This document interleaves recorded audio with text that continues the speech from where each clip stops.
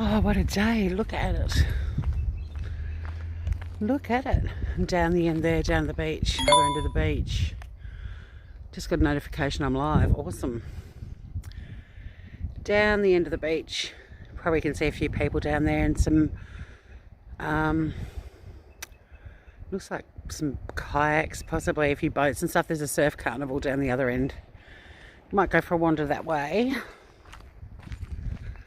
And hopefully someone will join me. I'm going for a walk because my cat is plotting my murder. She's just been completely out of control. I'm going to go a different way today too. I'm going to go down and show you a little track that takes us down to the beach. Tanny, hello. How are you today, gorgeous? Is it anything like this where you are? It's so beautiful. It's not as warm as I thought. I mean, it's not cold, but I'm in a Spacey, hello. Yeah, it's a beautiful day, and we've had the most, you know, sort of return to winter weather. Like last night, I got home from a darling friend's funeral, sadly, and it was bucketing down with rain. It was cold, and I actually put the heating on. I've got a hydronic heating at my place, and I didn't turn it down when I went to bed, and it was on pretty much all night. And then I woke up and my house is quite warm this morning, but I didn't check. I was going to check what the weather is today here to give you a weather update, but one of you might want to Google it and let me know. But it feels like it's probably about maybe 18 degrees. I don't know, but I'm in a short skirt and singlet and bathers. I've got a bikini on. I'm not going in the ocean. 15 degrees at the moment. You're better today. Good, good, good, good. Yeah, fucking Biscuit. She's feral this morning. She's plotting my murder. So I'm taking you a different way. We're going to go down. This is a way that I go when I go to Red Ochre Beach and Blue Lagoon. They're the two other beaches that are in walking distance of my house. But there's a little track that cuts down to basically where the bluff is. When we walk on the beach and we go to the bluff, it cuts down to that point, and I thought I'd go this way just for a change of scenery, because who doesn't want to look at a container on a gorgeous Saturday morning? But yeah, it's beautiful today, which is good, because my main job today is to go down to my friend's house where my camper van is and empty out all the things I don't want to sell with her, because I'm selling my van, and which is sad because Gidget's been good value, but I'm just not using her. I've only used her twice in the last year. I put a new engine in her like this year, but I've only used her twice, and she's a 1975, so she's kind of got maybe another good 5-10 years in her max, but I don't want to try to offload her when she's not worth selling. So Lovable Rogue, hello. How are you doing? What are you up to?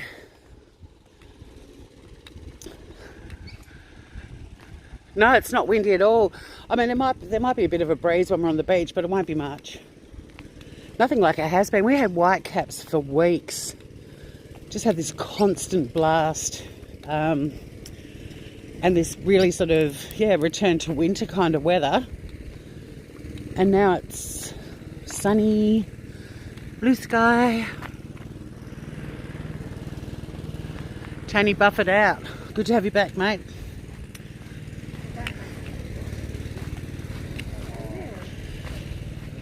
So this is a cute little track, and it goes down.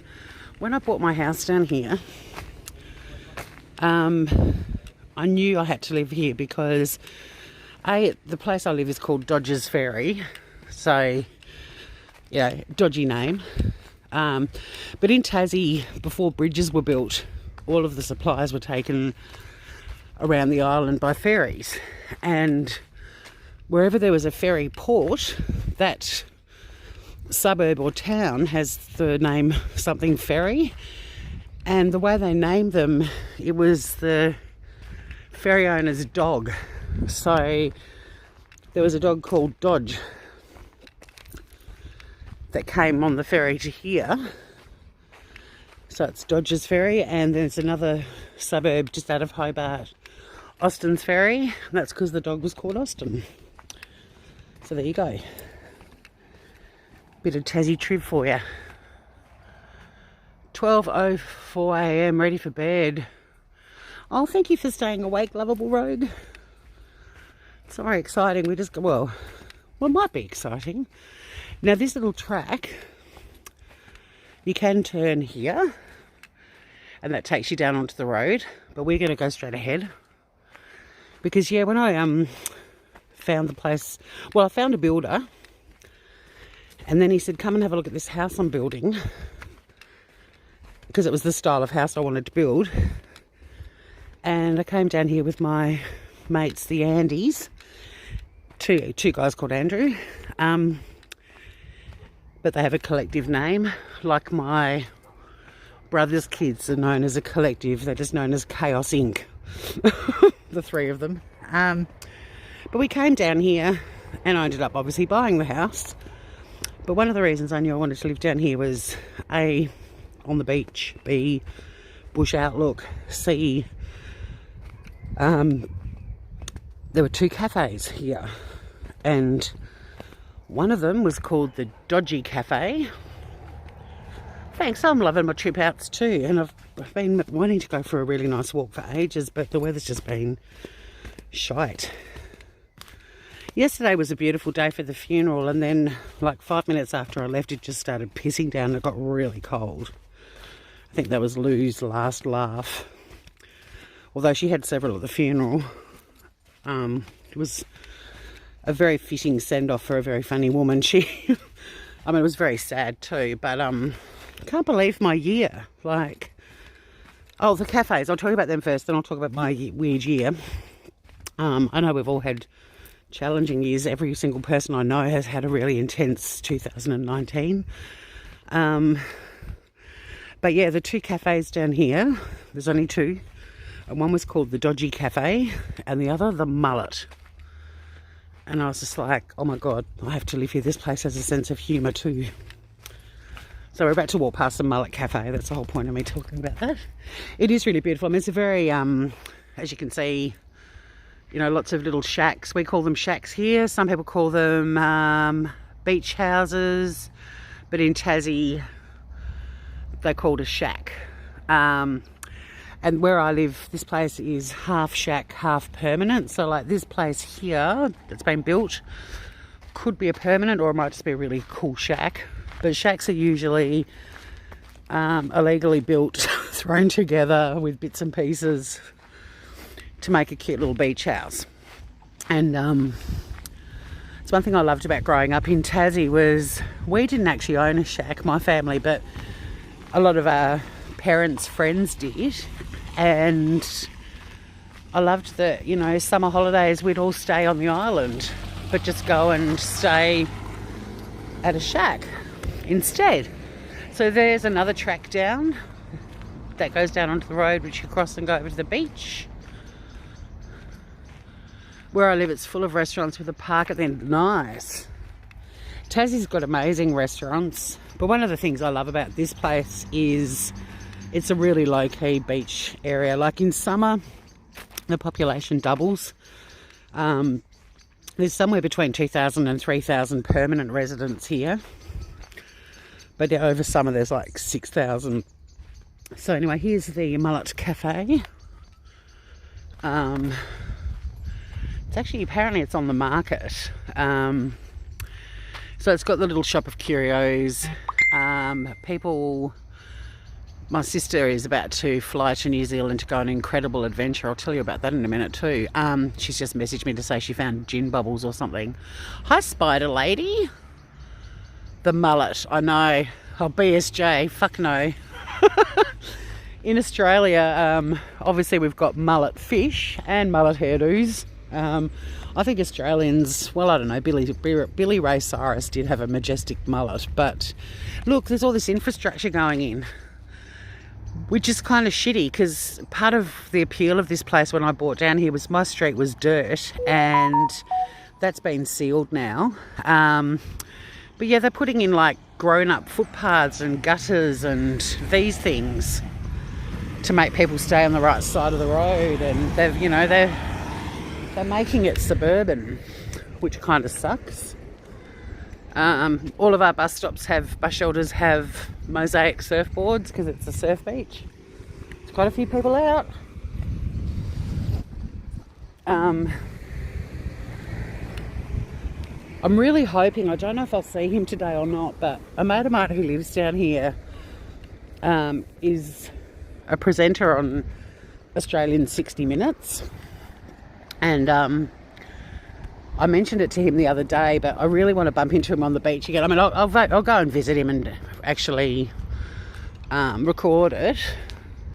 Little sign for the grommets. Leave it natural. I know. Well, I mean, they're trying to be beachy. Like they've put, if you can see over the road, they're putting like sandy coloured gravel in and stuff. They're trying to make it look a little bit beachy, but it's not that Ramsay Street, trust me. It's still very low-key. But the reason they did it too is in Tassie. I was just going to say, yeah, the little sign for the kids, the little surf grommets, their classes are starting because it's, we're heading into summer. No, it's still pretty down to earth down here, and it'll be long after I've gone that this place has turned into like a suburb. But when there's a fatal accident, the roads get improved, and unfortunately a pedestrian was killed on that road last year. It was just because of some fucking asshole going way too fast. But that's one of the reasons why they're doing those improvements. Shit, car park's packed. Those of you who go with walks with me in winter, you'd know this car park. This car park usually has like 3 cars and a camper van in it. Whoops, nearly fell over. It's packed. Summer is on its way. Our future lifesavers, exactly. The grommets. I was a grommet. Pretty important when you live on an island surrounded by water that you learn how to swim and use a board and all that sort of stuff. Oh, the layout. No, Ramsay Street's on the mainland. Now, it is high tide, so not a heap of sand to walk on at the moment, but this is a busy day on this beach. I know that some of you live in cities where you're lucky if you can find a patch of sand to sit on, but for us, this is quite a crowd of people. But there's heaps of boards out today, paddle boards, boogie boards, and yeah, up the other end of the beach there's a surf carnival, the first one for the season, which also means tomorrow night is the first night of the Sunday night sessions at the surf club up the other end of the beach, which is pretty cool. I don't know if you guys are still talking or not. You're all just listening. No one's speaking, that's alright. Hello everyone watching. Hello everyone who might watch the replay of this. I'll try to make it interesting, but yeah, there's a heap out. There might be a bit of a grommet class happening at the moment actually.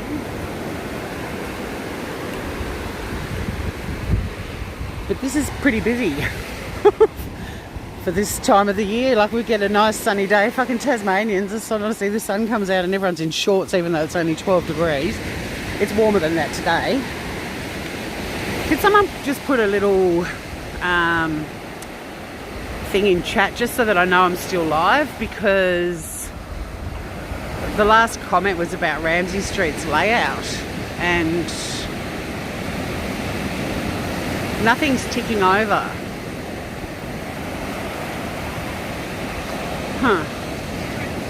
Maybe I'm offline.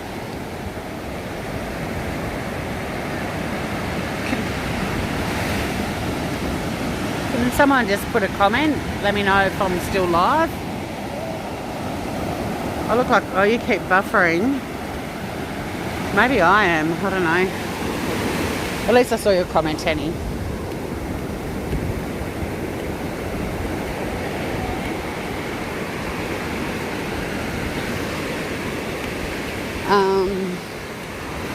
Most people out there are still in wetsuits, understandably. My wetsuit, you're still here, Level Road. Hi, Val. Busy but watching, how beautiful. No buffering. Hi, Lisa Avery.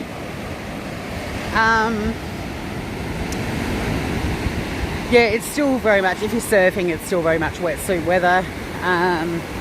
Could run in and out and get a bit of a headache because you're like when you get an ice cream headache. The same thing happens if you run in the ocean. The water is cold. It's not warm yet because this is our first sunny day in a while. Well, we've had sunny days, but they've been cold. Don't forget time delay. I'm in the UK. You are? Hey, sorry to hear about the horrible latest attack on London Bridge. That's fucked. Horrible. Brings back memories of 2007, the knife attack where 2 Australian girls were killed out of, I think, 6 victims. It's just sickening. People just going about their day-to-day business and just getting stabbed to death while they're walking along. It's horrifying. So yeah, sorry to hear about that news coming out of London. Very sad.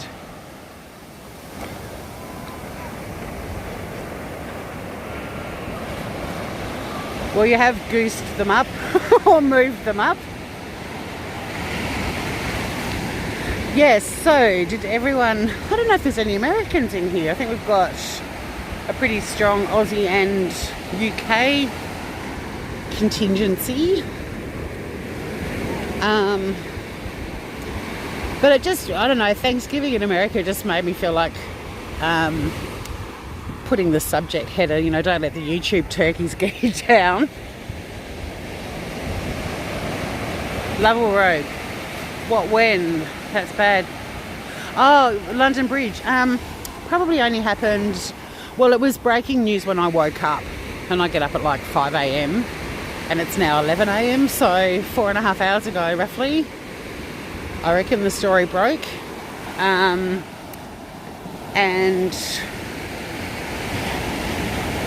to oh yeah, when you say pushing them up, okay, the comments, that's all right, we're moving again, so that's cool. Just walking past there's another class happening here. More grommets by the looks of it.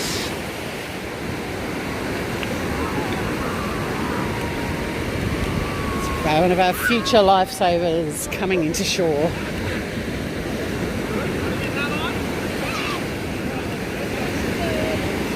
Okay, so this is actually the Coast Rider Surf Academy.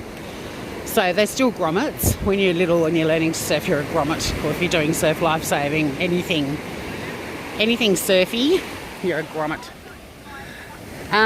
So yeah, you're American, Val. Woohoo!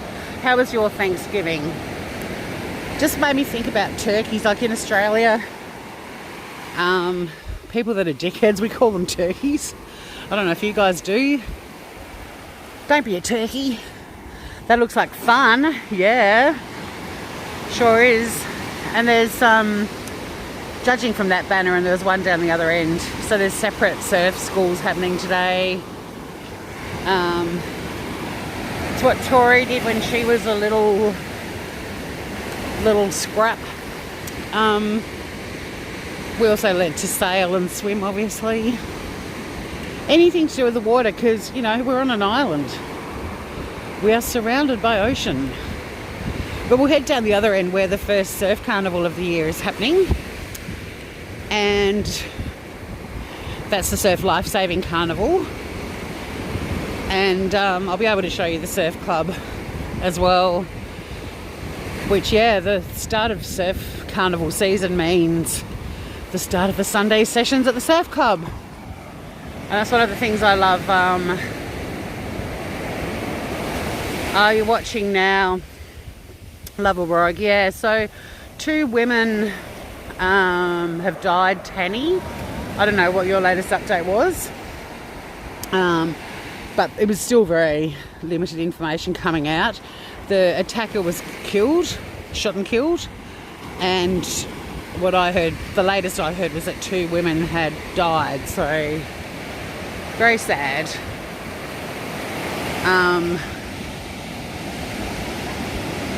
Val, it was great. Ate wonderful pies and food, played games with my family, your sister's house. How lovely. How lovely. It's got notifications that Diane's channel and Chair Detective are going live soon, so that'll reduce my viewers probably.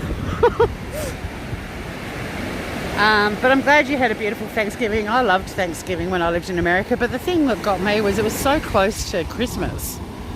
So, like for us in Australia, we don't do turkey, as a weekly meal. It's a bit of a treat when you have it.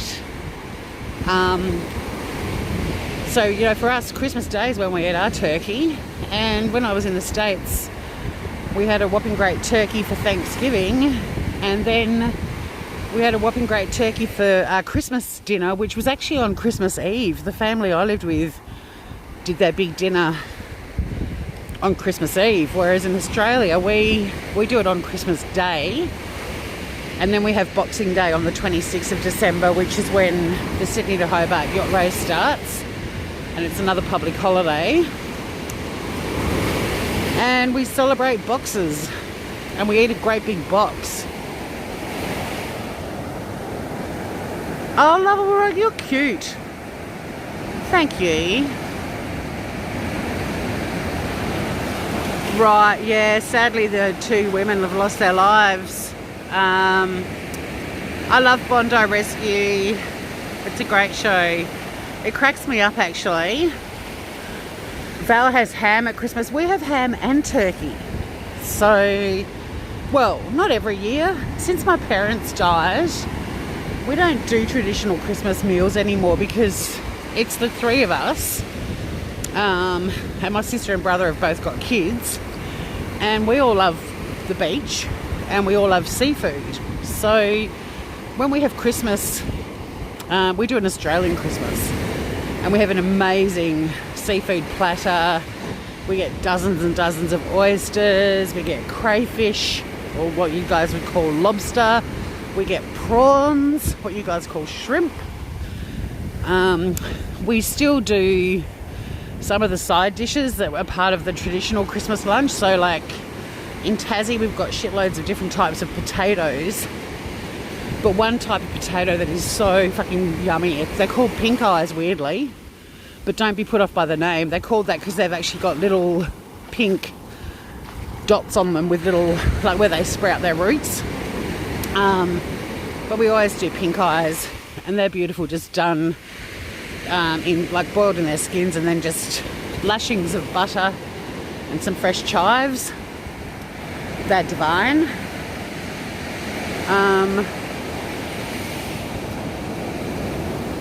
Twice a year, I know, Tanny. Imagine just the expense of it here too. Like, I was watching a channel the other day and they were doing, I'm just giving you a sweeping view back to the bluff. The mountain in the distance, that's Mount Wellington, and the capital city of Tasmania, Hobart, is nestled at the base of that mountain. So it's one of very few cities in the world that has a harbour and a mountain, and the city's sort of in between. So Osaka in Japan, I think it's Vancouver in Canada. I remember one place I went to in Canada was very much like Hobart with the mountain and the harbour. Seattle, Cape Town, but there's not many. It's not many.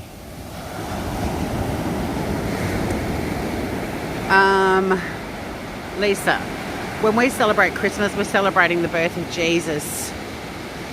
There must have been some really amazing turkey hatched. Exactly. Oh shit, I walked past my track and didn't leave my thongs there. Thongs in Australia are flip-flops, not G-strings, by the way. Yeah, I don't know what the religious significance is of the turkey and the ham. Maybe there was a turkey and a pig at the birth of Jesus. If anyone watches Love Actually, you'd know that there were, was it 2 or 3 lobsters at the birth of Jesus? Save Robbie, hello! I'm paddling, gorgeous. Yeah, it's beautiful weather. It feels like summer's here, and it's perfect timing because we've got our first surf carnival happening up that end of the beach, and then there's 2 surf classes happening down that end. There's the Surf Academy, and then there's also a grommets class taking place. And grommets are the junior lifesavers. It's pretty nice. I mean, I'm a little bit over optimistic. I'm wearing a singlet, a bikini, and a little short skirt, and a sun hat. I bought a new sun hat. I don't know if I like it, but it's making it easier to read the screen. Freezing cold with snow, of course. That's one thing I noticed actually with a lot of the American YouTube channels all talking about snow. But the thing that's cracking me up is the number of people that didn't think that, like, they can't get their head around how you guys are having winter and we're having summer, and it's just basic geography. It's like, well, the northern hemisphere it's winter and the southern it's summer. That's basically it. It's been like that forever. Hit the thumbs for Tori. Woohoo! So nice to see you, Robbie. We are missing. I mean, I've been having a bit of a YouTube hiatus. I've listened to a few things on playback driving around, but I lost another really beautiful friend this week, Robbie. So nothing like, you know, losing 2 really close, gorgeous women from my life. And that's what 2019 has been so weird for me. I basically discovered the world of debilitating anxiety, as some of you know, when I had corporate and adrenal burnout, and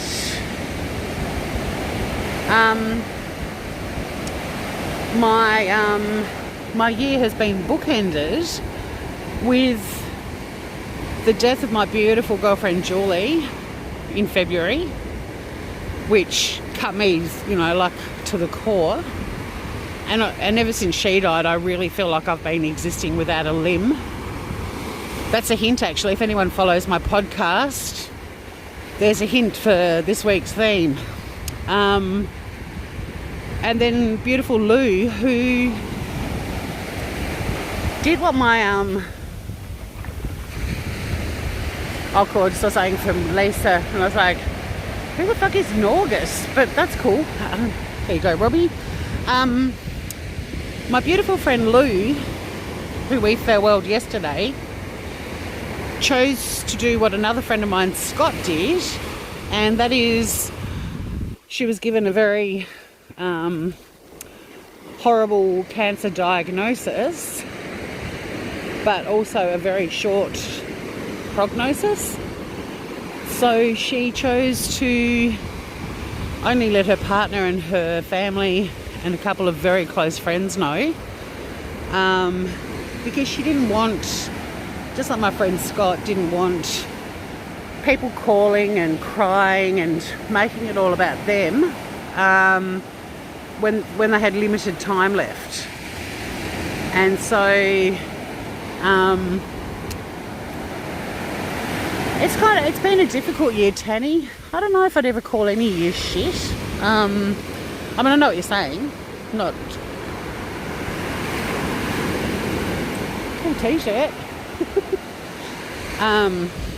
She had this wicked sparkly mermaid t-shirt on. It was really cool.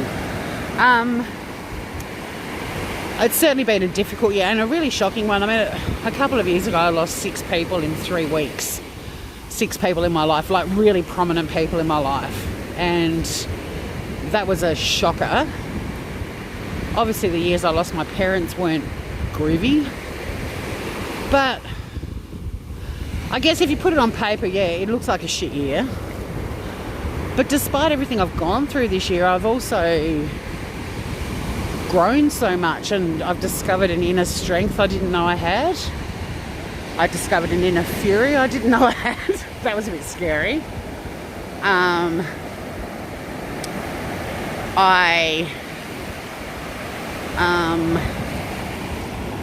I adopted an overweight 9-year-old cat Biscuit who is plotting to kill me as we speak. She has been such a bitch this morning. Oh my God. It started, I think Sandra, now Robbie, I'm going to stop making jokes about Sandra ripping your face off because I don't think she's going to. But I'm pretty confident Biscuit might. But yeah, she woke me up at 4:45 a.m. this morning. Now I wake up at 5:30 anyway.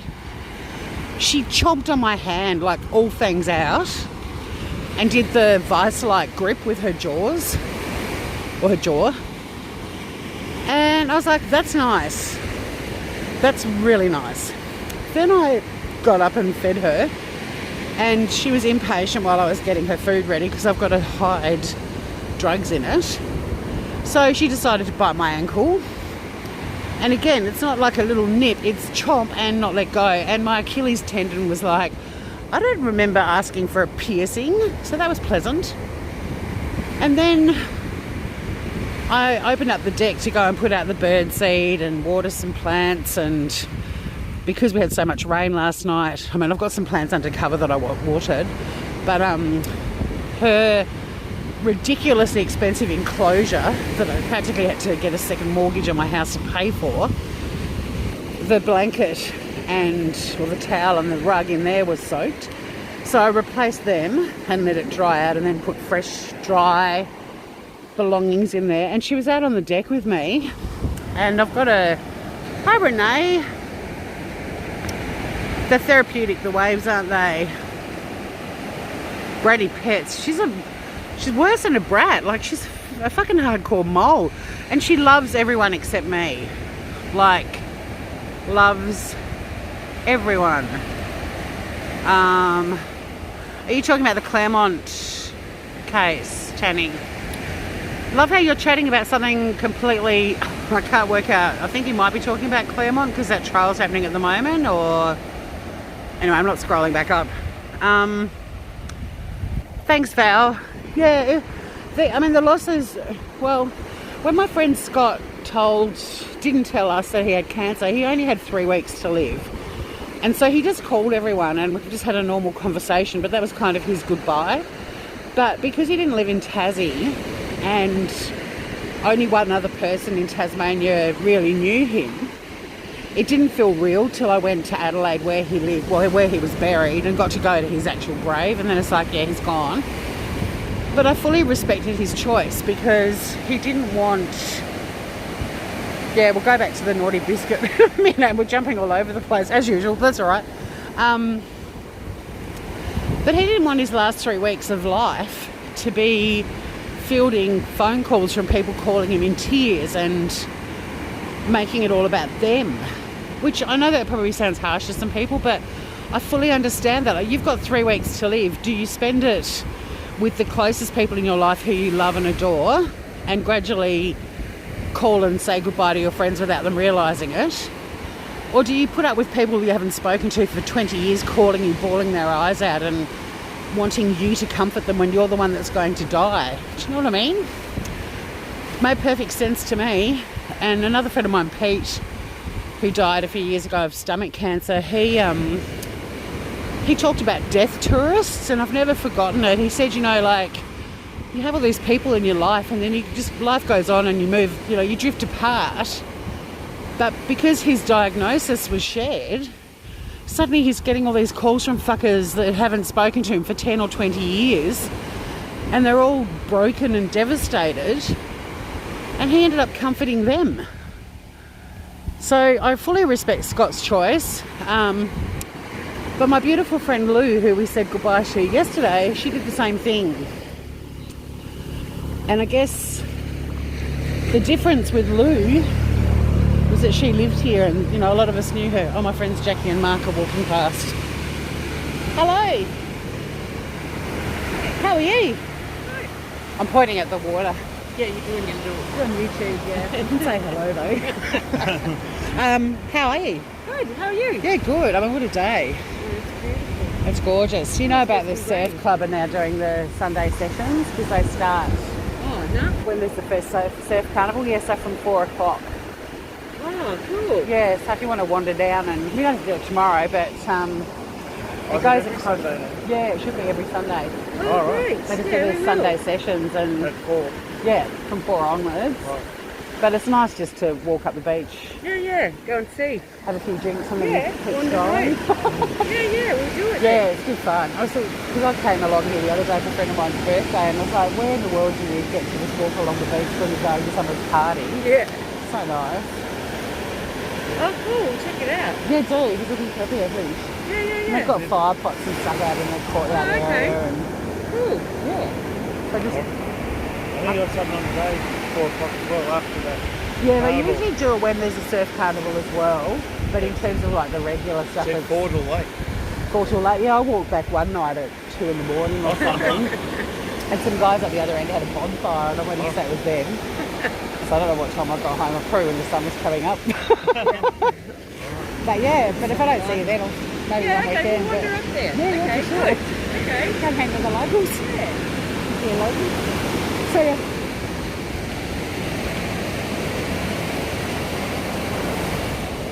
Sorry, that was my lovely friends Jackie and Mark, who moved down here from Melbourne a few years ago.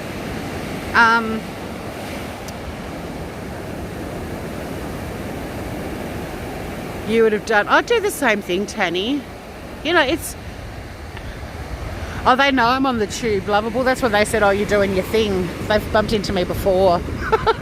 I'm hoping though one day I bump into Charlie. Although I'll do it when I next time I go to his house, I'll do it. But Mary Marlowe is a huge fan of Australian 60 Minutes, and I'm really good mates with one of the presenters. And I asked him a few weeks ago if he'd do a little video for Mary Marlowe. He's going to go, "You're on the air with Charlie Woolley," or Charles Woolley. And that might make her day. Morning. You're trying to wave. Good day. Yeah, I agree, Val. Having control. I know we're going back to that. So, I want to go back to that because I want to talk about my beautiful friend Lou. So anyway, Louie was how I described her, 1 in 7.7 billion. She was seriously the most amazing woman I've met in my life, even more so than my mum and grandmothers. And I've met some pretty amazing women. And I've got a shitload of amazing women in my life. But Lou was fucking awesome. And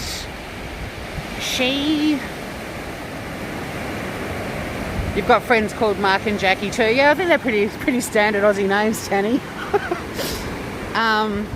A little bit of trivia about them. Jackie's sister is Jane Kennedy, the comedian. Another Melbourne comedian. That's her sister. Look at me name dropping. There's a lot of celebrities on this beach. Biscuit should be with me. She's the biggest fucking diva of them all. You like Charles Woolley, Tanny? Yeah, he's a great guy. I was at his wife's birthday last weekend when I was just chatting to Jackie and Mark and said, you know, how nice is it you just, like, where in the world do you walk along the beach to arrive at someone's birthday party? The community down here, we're all such good mates, but I'm lucky that some really good friends moved into the area as well. But Charlie's great. So I'm going to get him to do a little on the air with Charles Woolley for Mary Marlowe. Don't tell her. I want it to be a surprise. I don't watch Mary a lot, but I just happened to watch her one time where she was talking about Australian 60 Minutes and how she thinks it's one of the best shows in the world ever. And coming from a journalistic background, I guess she's got, you know, her views a bit credible. She's probably watched a lot of shit none of us even know exists. So I thought I'd do a little surprise. Just finishing up on beautiful Lou. So Lou was, the word rude got used a lot yesterday at her funeral, which I liked to refer to as brutal honesty. Like, she was just no bullshit. There were so many beautiful speeches and eulogies and videos and stuff, somebody else said Lou became your mentor without even asking for a mentor, and that's exactly what she was like for me too, as well as being a beautiful friend. Very heavily connected and experienced in the radio industry, which obviously I was in as well, but although we had a lot of mutual friends in the radio industry, we had a sweet little friendship that was really just the two of us. We'd bump into each other a lot. My office was on the not the trail, but the route that she took, or the route that she took to go for lunch. And so she'd walk past my office a lot and invite me to join her, and I always felt very honoured because she was a really private person, and I used to feel like her lunchtime was her me time. Very senior at ABC in Tasmania, ABC Radio, and yeah, I'd be stoked that she'd ask me to join her. Just walking past where Charlie and Donna live, and there's no sign of them. So we'd had this sort of friendship, even though we had a lot of radio connections in common, and there were a shitload of them at the funeral yesterday, which was lovely. Isn't it weird how funerals end up, being these superb reunions, and you speak to people and think, fuck, we really do need to keep catching up. Especially the people that introduced me to Lou were at the funeral, and every time I saw Lou, the pair of us were like, let's organise to catch up with Andy and Emma, and we just never fucking did it. And just hold that thought for a second. The water is very, very clear, Robbie, and when you fly over, welcome back, because the sand is so clean, it's very turquoisey when you fly in, and people are blown away, because especially as mainland Australians, because they think Tassie is just this cold, damp, windswept island, and it's just not. And the first time they fly in, the planes come down the east coast, and it's just beach after beach of turquoise water and white sand, and you can hear people on the plane going, oh my God. So anyway, we're at this funeral, and just hold that thought about, talking about wanting to catch up with people and that kind of stuff. So the funeral was very sad, because most of us found out after she died that she'd been sick. So there's a lot of people that were in shock. And there were a lot of laughs though, because she was such a hilarious woman. And at the very end, they played Jerusalem, and it was a BBC Night at the Proms version, which I don't know if anyone... I don't know if we've still got any of our Poms in here. I hope so. Yeah, Lovable Rogue's still here, but all the Night at the Prom stuff, my parents and my grandparents used to play those albums, those vinyls years ago growing up, and there's just something about it with the music and the orchestra and the choirs. Anyway, so they played Jerusalem, and that was part of her committal, and they carried her coffin, which was gorgeous. It was like a wicker basket. It was beautiful. And Lou was a big foodie, and if she wasn't in it, you'd expect it to be full of really beautiful cheeses and biscuits and fruits. Anywho, they took her, the funeral was at her home, which was really lovely, in the garden, looking out over the ocean. And they put her coffin into the hearse. But before they did that, so they finished Night at the Proms, and everyone's crying. I mean, Jerusalem gets you, doesn't it, right in the heart. And then on came, doom, doom, doom, another one bites the dust. Her coffin was taken to the hearse to Another One Bites the Dust, which was brilliant and made us all laugh. And we're all like, excellent, Lou, you got the last laugh, as it should be. Well, no, there was another laugh and another one. The hearse then had to take Lou up the gravel driveway, and it's basically, picture a parking space big enough for a hearse. Oh look, there's Barry the seagull. And then a pretty steep gravel driveway up to halfway up the hill. So they lived down on the coastline. He had to drive down this steep driveway or walk down it, which was what we all did. So the hearse goes to go up the driveway and spins a back tyre and digs a big fucking hole in the driveway. Like a hardcore wheelie. And the hearse is sort of doing the fishtailing and then sort of gave up. And we were all pissing ourselves. So we've got her being loaded up to another one bites the dust by Queen. And then the hearse does a full-on burnout in the driveway.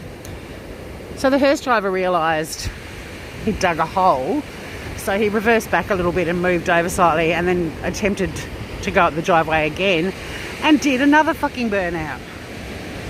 It was fantastic. So Lou, when planning her funeral, she's like, I'm going to get the last laugh. I'm being carried out to another one bites the dust. Ah, 2 more laughs beyond that. Well, there were heaps more after that, obviously. The wake was lovely. Lots of funny stories were being shared. But yeah, another one bites the dust. So, fly free Louie. Absolutely bummed she's gone. She, honestly, the world is, I know people say all these cliche things, but the world is seriously a darker place without her here.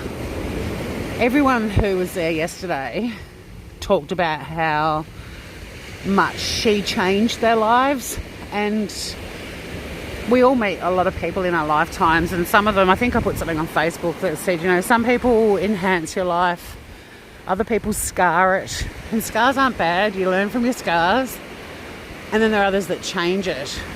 And those last people, they're very rare, and if you know people like that, keep them fucking close. She was taken way too young, and she fucking changed so many lives. And you just think, God, you know, had she lived another 40 years, what she could have done in that time. Is that a bird screaming? Well, where did Barry go? Baz is back down there. No sign of Shazza. It's probably Barry crying. Where is Shazza? So that's the story of my beautiful friend Ruth. Hi. So Surf Carnival up ahead. We're not going to go into it. We'll go a bit closer. You can see on the sand dunes there's a creamy coloured building with a sloping roof. Good old corrugated iron Aussie roof. That's the surf club. That's where the Sunday session will be tomorrow at 4. So I'll basically be walking along here, and on the way, with a bit of luck, I'll gather up Mark and Jackie, and a bit further along I'll get Charlie and Donna. And we're all heading up here for a Sunday session, which will be really nice. So, Lou and YouTube and the fucking YouTube turkeys. I told Lou about YouTube. She's one of the few people I actually, in my real world, in my real life, that I told about YouTube, because I knew if she didn't sort of understand it, she'd quiz the fuck out of me till she did. But she'd also get why I ended up in that community, especially when all that anxiety and everything I was experiencing was kicking in and I became very socially isolated. I mean, I was still working and stuff, you know, and catching up with her at this point in time, but I was also in the midst of a burnout without realising it. So, my pleasure, lovable rogue. She did turn, oh, you have tears. Well, I hope you've got tears, laughter through tears. I hope the another one bites the dust thing made you laugh, or the wheelies in the driveway. Lou was very private and would have hated how many people were at her funeral yesterday too. We're all talking about that. We're like, not a fan of crowds, and fuck, she drew one. So yeah, YouTube. So I actually told Lou about my YouTube world. I don't know if it's a stigma thing or... Well, it's not a stigma thing. It's just there's just not that many Australians on YouTube with channels and stuff. So it's not something that, you know, like, I've started my little podcast and I've got a lot of friends who've got podcasts as well. So you kind of talk podcasts. But YouTube, I just don't have many friends doing YouTube. And not many Australians do. I've tried to find as many Australian channels as I can. And there's really not that many. Well, not in terms of people that go live and kind of know all of the true crime drama community in America. But I did tell her about YouTube and my experiences at the start of the year, which were fucking awful. I don't think anyone can ever be on YouTube without ending up being in some sort of drama. I'm ramping up my YouTube lives and content and stuff too. I've got a fire in my belly now to start using my channel for really good discussions and conversations. Spacey and I were talking about the psychology of YouTube the other day and how fascinated we are by that. So we're going to do a live about that fairly soon. But anywho, I fessed up and I told Lou about YouTube. And see the little surf carnival? Isn't it cute? I'm glad it made you laugh, Tanny. Won't go any further, but there's a surf club. If anyone's looking for me Sunday after 4 o'clock, you'll find me in that building right there. Actually, you won't. You'll find me outside in the courtyard where the fire pots are, because I like being outside. Have a cheeky sniggy or ciggy or 30. Oh my God, Lou was a passionate smoker. That was another thing that was really funny. I half expected them to say at the start of the funeral, if anyone wants to smoke during the service, go for it. Because it was in their garden. You're just about ready to go with your channel. Go, Tanny, go. We need more Aussie channels. I'll zoom back out. So you get the... Sorry, I didn't realise I hadn't zoomed back. Look at this panoramic view. I know that you're probably the 6 people that are with me now have all seen it many times, but I never get sick of it, and it looks different every time I come down here. And like right now, I love that the sun's behind a cloud and I'm in the shade, but up the beach, look at that beautiful clean water, and oh, it's so beautiful. I'm so lucky. So anyway, I did tell Lou about YouTube, and a few times, because I mean I was developing anxiety and burnout, but obviously the experience with YouTube at the start of the year for me compounded that anxiety in particular, and to an extent, until I withdrew myself from everything that was causing me anxiety, I guess. But I look back now, you know, nearly a year later, and holy fuck balls, the amount of stuff. It is like a worldwide family, lovable rogue, and it is beautiful for Renee. I wish all you guys could just teleport yourself here and just walk along the beach with me. How cool would that be? But the 6 of us just strolling along. I bring some champagne.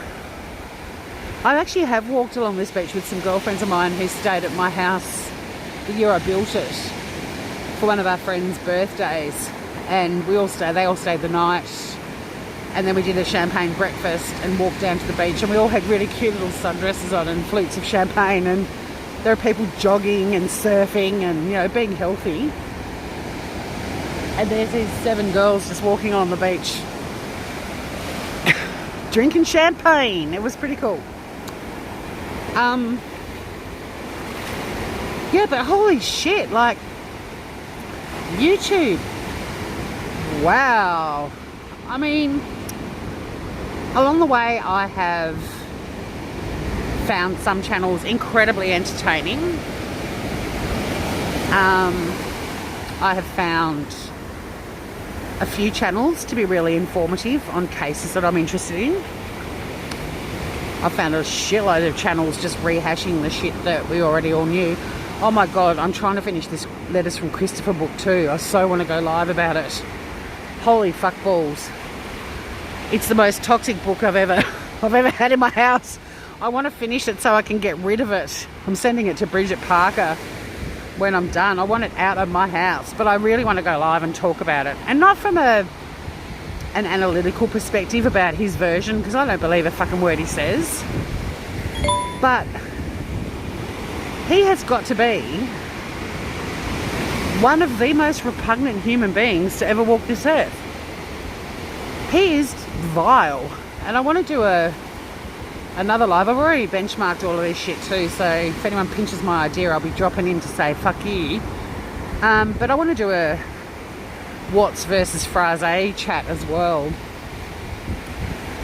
because they're both repugnant human beings, and find out who the majority thinks is worse than the other. Now maybe if Frazé wrote letters to someone and she published a book, he would win. But at the moment, Chris Watts is getting the gold medal from me. Oh my God, he is just so wrong. There's just something really fucking wrong and fucked up with that man. But he brought us all together in a way. Not all of us, but a lot of us.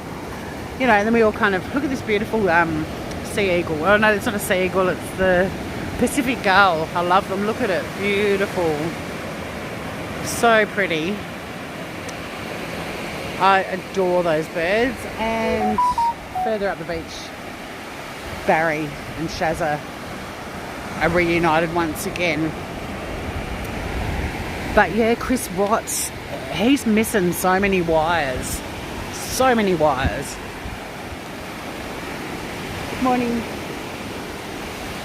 He is missing. I mean, Frazé, the evidence that came out, you've got to say that guy's a fucking nasty piece of work too, right? But I don't think he would ever.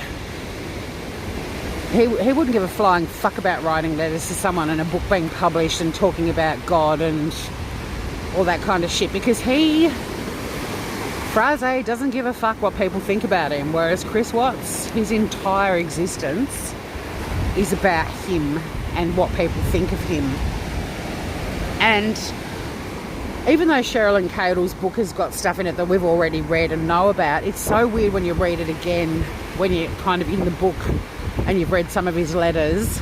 The latest thing that stood out, I'm going to have to go back with a marker pen, or actually I can't mark it because I'm going to pass it on to Bridget, but I've got to take some notes. The latest thing that stood out for me with Chris Watts, who just, my skin crawls, even like I can't even look at the cover. If I wasn't sending the book on to Bridget, I would have actually removed it and burnt it. Not put it in the bin, fucking burnt it, because I don't want anyone at some other, you know, refuse station sorting through rubbish and seeing that fucking man's face. But when he was being interviewed by the police and he gave his confession, there was still a lot of stuff in the Ronnie Watts and Chris Watts footage that I didn't hear. I don't know if anyone else was the same. I mean, I know people tried to transcribe it and quite a few videos had the text at the bottom of the screen, but I could never hear some of it. But the way he referred to Shanann, holy shit. But also when the cops were talking about going out to the oil site, he was so fucking concerned and said to his dad, you know, I've ruined this for everyone. And he listed off who everyone was, and it was like his co-workers, his family, there were about 6 or 7 things that he listed that he basically had fucked things up for. Didn't mention Shanann or the girls. What sort of... I mean, evil monster doesn't even describe this fucker. He's just confessed. Well, at that point he'd confessed to murdering Shanann and saying she'd killed the girls. They're not even in his mind. They're not in his thoughts. They just don't matter. It's so fucking... It's horrible reading it again and getting an idea of his personality from the letters, which, like I said, I don't believe much of what he says. Yeah, yuck.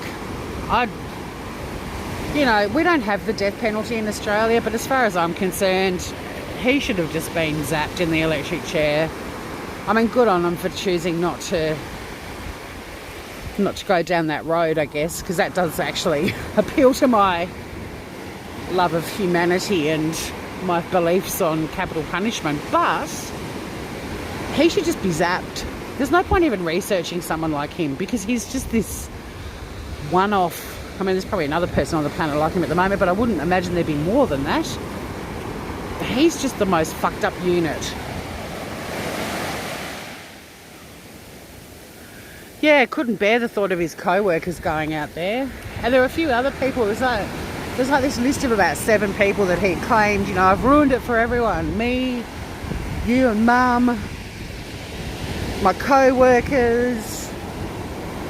No mention of Shanann or the girls. If we want to talk about ruining things on a scale of 1 to 10, I think Shanann and the girls were at number 10, motherfucker. And you put them there. Unbelievable. He's gross. So we'll talk about him soon. I'll try and chew through the rest of that book today or over the weekend. I've got to go and empty out my camper van this afternoon.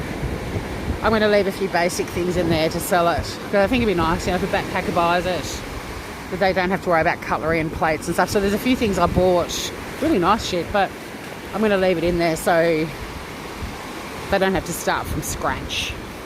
And yeah, I'd love to go home and sit in my Papazan chair on my deck and finish reading the Chris Watts book, but I suppose I could do Gidget tomorrow, actually. It might be nice to just sit on the deck and read. Although I've got to go to the shops. I need to get some food stuffs. Got lunch sorted, but I'm making a Caesar salad, like a super healthy version. I'm on this ridiculous, I'm doing that 5-2 thing at the moment. We fast 2 days a week and today's a fast day. So actually I'll go and see the guys tomorrow and do the van tomorrow because they like a few beverages and I'm not a big drinker, but I don't mind one adult's ginger beer when I catch up with them. But I can't do that, I'm on a fast day today. So he's emotionally disconnected from fucking everything. There's a great channel, Professional Woman, who really breaks what's down. Yeah, I mean, I'd probably be interested in watching that, but I think for my channel, we'll just talk about it from a, you know, plebs perspective. Just our perception of him. Because I'm interested in the channel, Tanny. Feel free to, I don't know if you can drop the link or not, but if you want to, go for it.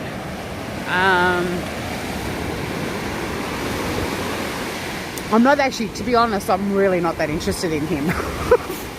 I mean, he's fucked up and we all know it, and he's probably got a million things wrong with him, but I feel like investing time in reading this fucking book is more than enough. That's my commitment. So, I don't know how long I've been live for. Quite a while. It's been a nice stroll. Thought I'll just finish up with this thing about don't let the YouTube turkeys get you down. My little play on the Thanksgiving theme. And yeah, turkeys can be used, I don't know, I imagine it's probably the same in the UK because we're kind of offshoots of you groovers.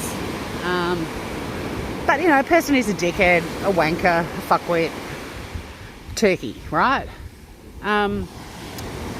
But yeah, my God, haven't we all experienced some crazy shit, even as bystanders on the tubes? So yeah, I did tell Lou about YouTube and all the crap I went through at the start of the year and how I just ended up being collateral damage because of connections rather than any fucking shitty thing I did.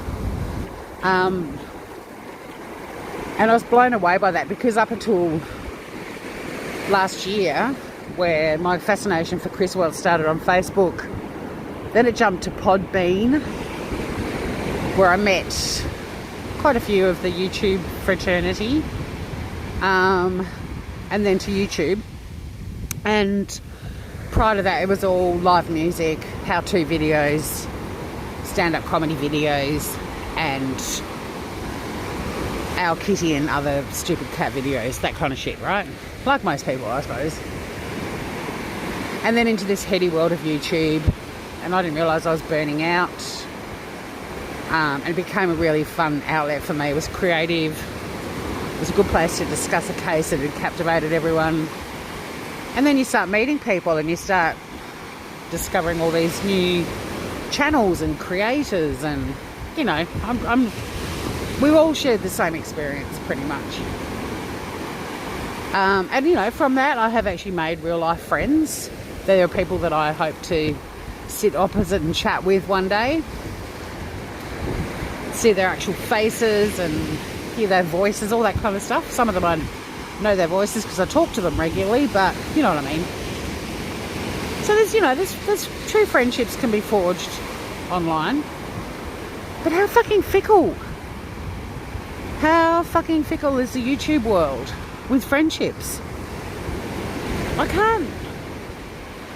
can't explain what I've witnessed on YouTube, a lot of it, because it's just not how I exist or how my friendships exist. And you know, Tanya and I have had a you don't want the book? Yeah, well, Loverboard, I mean, to be honest, I reckon the copy I've got, what we should do, and I've done this with every book I've ever owned and wanted to pass on to someone, is like I'll pass it on to Bridget, and then she can pass it on to the next person, and we can all just put our names in it. And it might end up just being this book that travels the world with all these people who met because of YouTube and fucking Christopher Watts. It'd be quite cool. It'd be quite cool. But yeah, so, you know, yesterday I farewell this friend. Genuine friend. Beautiful human being. I'm pointing that way, don't worry. That's another thing about Australians. We don't like being on camera. It blows me away every time people in America wander around and everyone's like waving at the camera. It's like, what the fuck? In Australia, it's like, put that fucking thing away.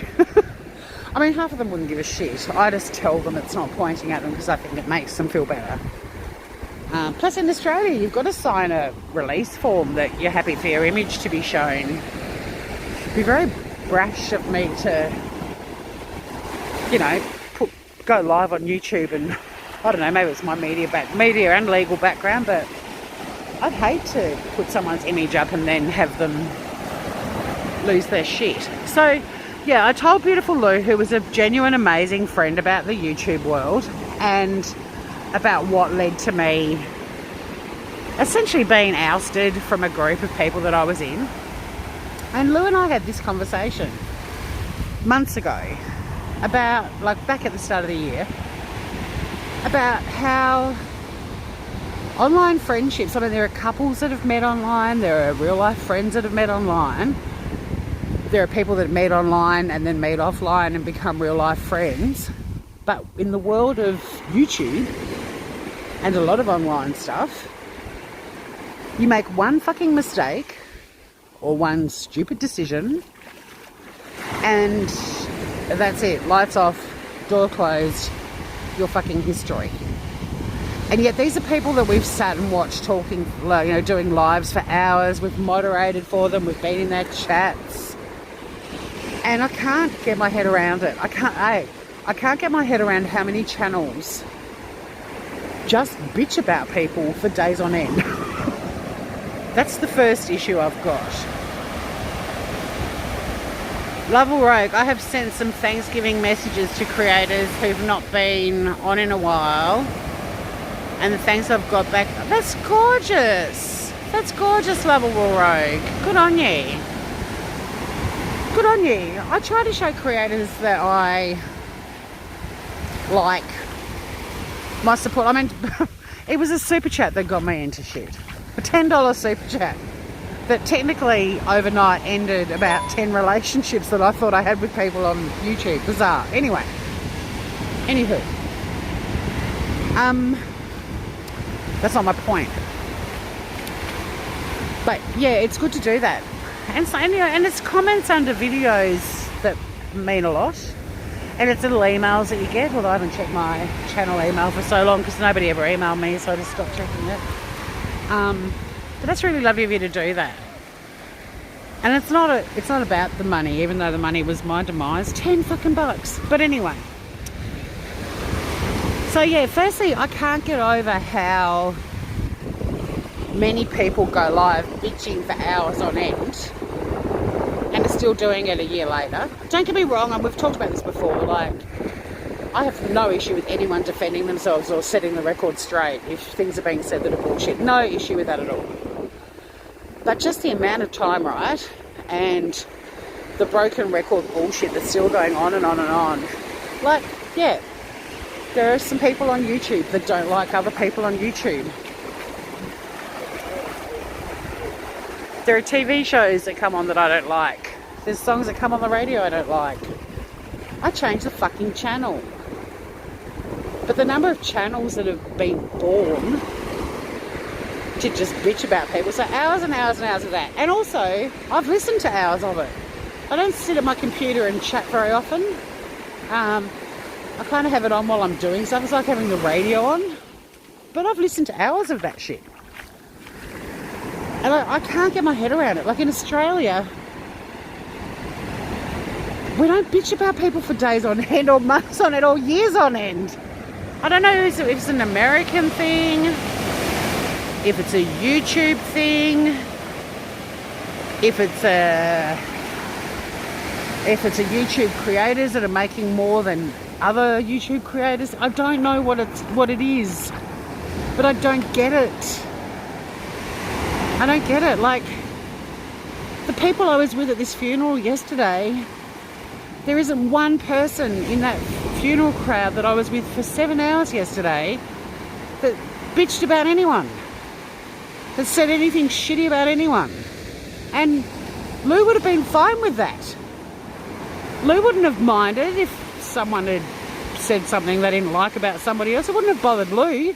But the people I mingle with, we talk about the goodness in each other. If we're talking about people, we talk about life experiences. We talk about world news, world events. We talk about our travels. There's people in that group that I was with yesterday, just like the crowd that I hang with in Byron Bay, where I've been going for over 20 years. And so I've made some really great friends up there every year at Blues Fest. The majority of them don't know what I do for a job because they've never asked. They don't give a shit. Are you a good person? Are you funny? Are you thoughtful? Do you have nice qualities? If any of those boxes are ticks, we're going to be buddies. There's no how much money I make, how much money they make, what jobs we do. And I don't know if it's a cultural thing or not. I mean, Australia rides on the back of a convict history. You know, we're all descendants of criminals. I mean, obviously now there's people that migrate here that had no connection to the original invaders of Australia. But the majority of us are convict stock. We've come from criminal backgrounds. We've come from poverty. And I don't know, we just seem to be a bit more down to earth. We're just not that fucking interested in bitching about people forever. You know, but helping people out, putting back into the community, ramping things up at work so that you're doing something that changes a person's life, you know. Fuck researching cures for cancer. Doing shit that changes the world. Not hours and hours and hours of nothing but bitching. I don't get it. I do not get it. And the second thing is, you know, we have all discovered this YouTube world and it's been eye-opening and we've seen how fickle the friendships are on YouTube. But please, guys, and I don't even know if anyone's still with me. 5 of you are. Serenity B, hi! Keza, hello gorgeous. I like Serenity B, that's cute. I'm allergic to bees and I love bees. I love the word bee. I must admit I'm calling Biscuit bee a lot. And B-double-E, not just the letter B. Cuteness.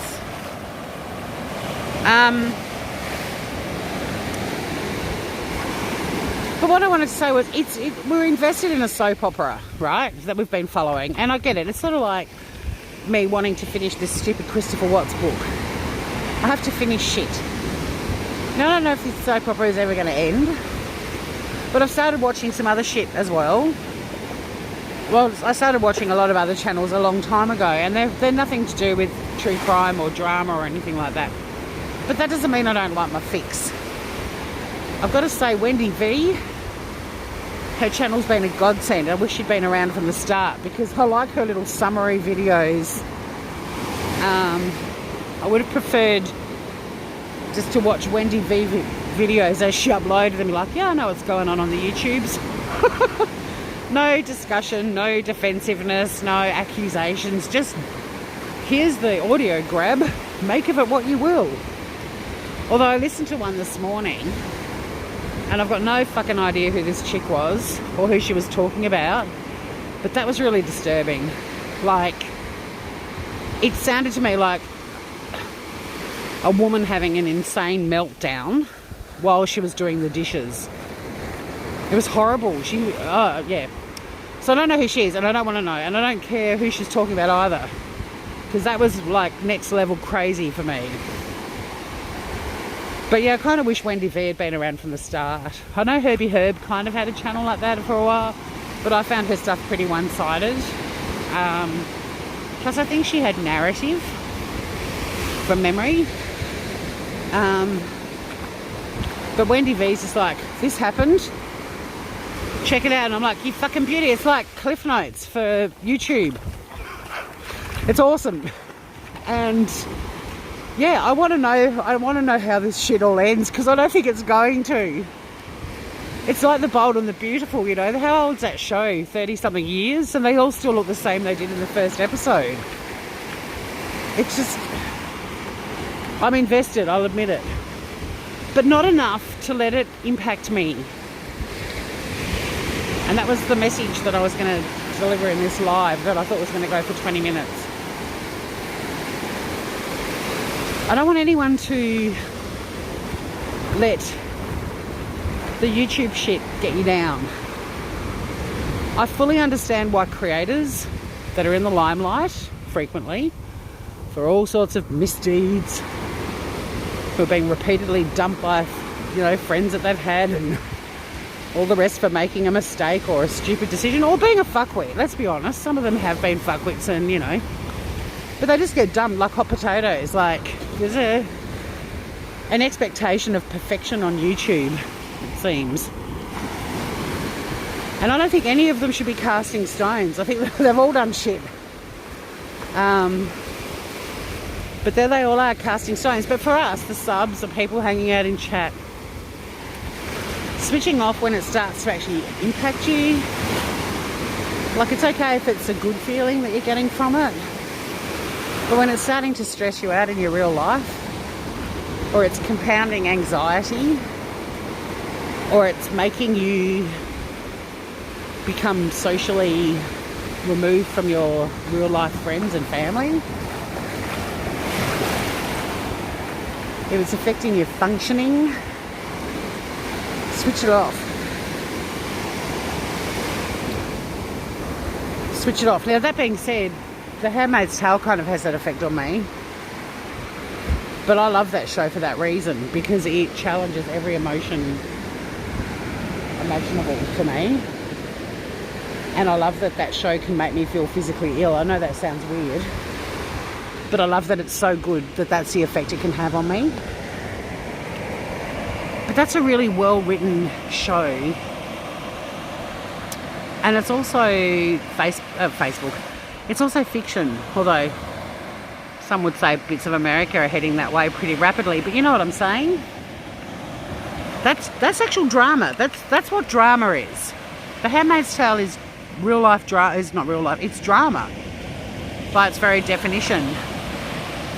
What's happening on YouTube between all the creators? Yeah, there's a few dramatic moments, but it's pretty much bitching.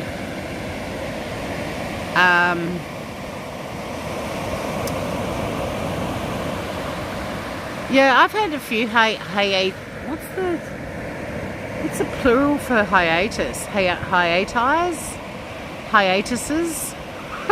I've had a few breaks from YouTube. I do have a capacity to be a bit of a lurker, I have to say. I did used to have a troll account that I had a lot of fun with. and was purely there for fun. And I kind of liked the anonymity of that until that got blown out of the water by a person that really didn't have any right to do that, because it was, for me, it was a writing exercise and it was a creative project,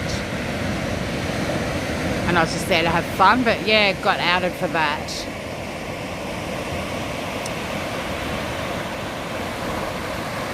Tanny, I just hope I have enough hours in the day to still get sleep and do my community work. Yep, America is very competitive. I agree, lovable rogue. I love watching sad movies that make me sob, and I don't know why I watch them either, Tanny, but I do. And I actually, when I feel like I want a really good cry, I go back to the classics that I know will get me bawling, like Still Magnolias does it every time.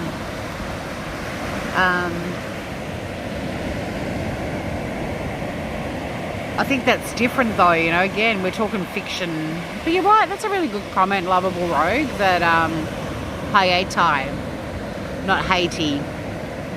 That could be, you've probably, you know, made a really good point there, lovable rogue, that it's about competitiveness. And unfortunately though, I guess in Australia, if someone's competitive, they're competitive with whoever's the best at that particular thing so that they get better. They're not so competitive that they'll actually do whatever they can to destroy the other person. So like the Tonya Harding incident with the kneecapping, I just can't see that happening in Australia. Like, if somebody's doing really well in their given sport, they will lift their game so they end up playing against the best of the best so that they can end up becoming the best. You know what I mean? It's healthy competition. It's not destructive competition.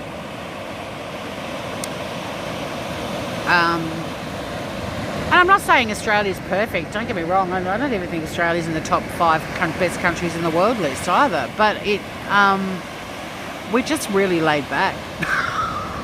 And like I was saying earlier, what a person does for a job, nobody really gives a shit. If someone's got money, it's like, hey, good on you, you get, more choices than the rest of us, but it's not usually a cause to cut them down, fuck up their income. I don't earn a lot of money, and I'm living, look where I live, look where I sit. I've got a nice wage. It's I can eat and drink beautiful things. I don't have to eat dog food or anything like that, and I live in a really cute house and I can pay all my bills. I'm certainly not loaded, and I live from pay to pay like most people do. I don't have any other debt other than my mortgage, but I've got a lot of, expensive insurance products and shit like that chew up a lot of my income. But I'm certainly not loaded, but I think I've got an amazing life. And I don't really see why cutting other people down makes someone's life better. It would make me feel worse. I guess I'm the polar opposite of Chris Watts in a way. Like, he obviously, it mattered to him what people thought of him in terms of how they felt about him in a positive fashion, whereas I worry about people thinking about me in a negative one. I used to. I'm starting to not give a fuck because I've run out of fucks to give, but it certainly was a huge part of my life was, thinking other people were saying shitty things about me all the time. Dog food, yummy. Oh my God, Gray Hughes the other night said that he has eaten dog food. There's a fun YouTube fact for you. I actually enjoyed Gray the other night because he was talking about the drama. It was actually really entertaining. It was entertaining. I've never been able to watch a Gray Hughes show from start to finish. I have fallen asleep to Gray Hughes a lot. I find his voice quite soothing. He's got a fantastic radio voice. But he was quite funny.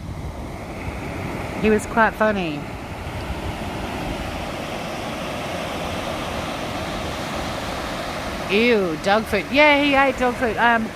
he was basically saying that, you know, you could put it on some fancy crackers and serve it to rich people and they'd eat it and rave about what amazing pate it was. And he's right. He was talking about some sort of wankers. Can't remember what sort of... Well, they were pretentious wankers, obviously.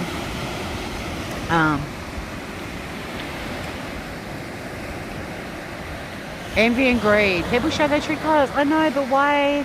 I don't know. Isn't it weird? Like, in Australia, there's been such a massive shift. I mean, I know there's Marie Kondo in America teaching everyone to declutter, but in Australia, that sort of adopting that Japanese style of living and thinking, that sort of ikigai principle and not caring about material possessions and investing all your time and energy into people. And, you know, like I've buried 2 amazing human beings this year that did so much for me and changed my world, both of them, and they said the same of me. And you know, I mean, Julie and I probably only ever shared 2 birthdays together, and probably gifts to each other would have been catering and food shit, because that's what we loved. And Lou and I never gave each other a present in the entire time we knew each other. But fuck, I got so much from her as how to be a decent human being. And she challenged me and pushed me to think and open my mind and believe in myself and all this stuff that, you know, I've got to 52 without many people really giving a fuck about that sort of shit. But that's the shit that matters. I mean, in terms of boosting each other's self-esteems. But, you know, get on with what you've got. Appreciate what you've got. Be grateful for what you have. I mean, Lou hasn't got a life now. She's gone. Way too young. Way too soon. Means so much more than the stuff that we've been watching. So my point was really just, I get being invested in it. I get watching it and all the rest of it. But I think everyone needs to exercise a bit of self-discipline, a bit of self-control, and switch off when things get a little bit fucked. Lovable Rogue. What I didn't understand about MGL making a mockery of Laura mowing her lawn. Well, I've heard her make a mockery out of a lot of stuff. She's a fucking snob. She's a snob. I mean, good on Laura for mowing a lawn. I find Laura really entertaining. It's no secret. And entertainment doesn't mean you necessarily agree with everything that person says or does. I'm sure there's things, if I thought about it, I could go back and go, yeah, that probably wasn't that cool, Laura. But at the end of the day, I haven't written her off or stopped watching her because there's aspects to her personality at times that I'm like, whoa there, Nelly. But in terms of entertainment, I find her really... I love her chat. I think her chat's really good. I think she's got great people in her chat. But Molly's a snob. And I don't understand... Well, I do understand that. I know someone a bit like her. Exactly, Keza, the minimalistic life. Sorry, Serenity B. Yeah, what others think of you is none of your business. It is a great life rule. Just takes some of us a bit longer to learn that than others, right? I mean, I've got a statement on my fridge, like an affirmation that I printed because I loved it so much, that says she made herself a priority. And I had that on my fridge, and after looking at it for about a week, I actually crossed out A and changed it to V. It was like, I was inspired by that quote, that affirmation, and thought, that's so cool. Finally, Tori, make yourself a priority. And then I'm like, no, I should be the priority in my life. No one else is going to make me the priority. She's more than a snob, but I'm trying to be nice, says Tanny. Yeah. I mean, look, I think Gray was the first person I saw on YouTube doing Chris Watts stuff, but I don't think he was that interested in it, and it was pretty obvious. And then she came, I discovered her, she started doing Chris Watts stuff, and I used to find Molly hilarious to watch for her fucking meltdowns, and she really hasn't had one like she used to at the start. But oh my god, for train wreck viewing, she was ace. And I even did a video for her teaching her how to unblock people in her Google accounts. There was a time where I used to chat to her and so on, but she's turned nasty. And that's the question, you know, can they return to that original personality and persona and YouTube sort of style that they have, or are they ruined? And I think a lot of them are fucked. Yuppies are so 80s. My dad called me a yippie, a cross between a yuppie and a hippie. He'd be like, "You're a hippie in a country road sarong." And I was like, "Well, it's actually Target, Dad, you fucking snob." Target used to do the most fantastic sarongs. They still do sarongs, but they don't make them like they used to. Holy shit, I had some awesome sarongs, probably all imported from Indonesia. But fuck, they were gorgeous. I've still got one surviving one. There goes a plane. I always feel sad when the planes fly away. My sister flew away this morning. She is going on an expedition. That's not me using hyperbole.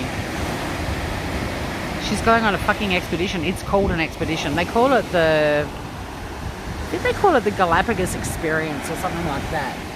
But in a nutshell, what my sister is doing is she and her friend Jill, and they've been mates since they're at school. And Jill was a year above me with my sister, and I was mates with Jill too. I still am.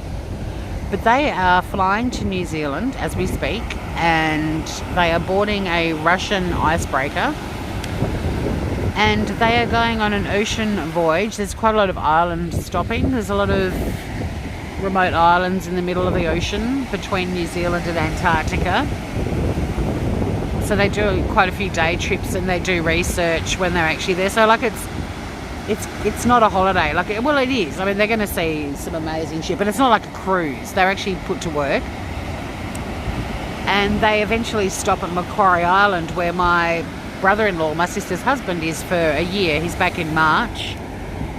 He works for the Bureau of Meteorology here, and he's been to Antarctica and Macquarie Island a lot, but hadn't been back to Macquarie Island for 10 years when he and my sister first met. Like, right after they met, he went away for a year, and when he got back, they got together, and, well, they didn't get together, they were still together, and the rest is history. But yeah, so she gets to see Tim, and the ship she's on actually moors at Macquarie Island overnight. So, you know, bow chicka bow bow. But yeah, she's on an expedition.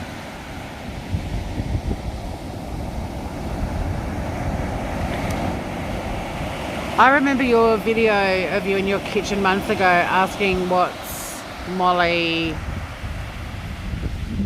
up to. Yeah, was it Molly Golightly's losing the plot or something? I know, I predicted it, didn't I? I saw it way back when. I'm not taking credit. I'm so gullible. There's people on YouTube that I've fallen in love with and adored, and then I'm like, oh, that person's really fucking horrible. But you know, it's performance. It's performance. People don't go live with their worst behaviour, you know what I mean? Like, these people are complex entities. None of us is the totality of who we show on YouTube, not even close. You know, I mean, I'm pretty incredible, lovable rogue. It's unbelievable. So looking forward to updating you guys on what she's up to.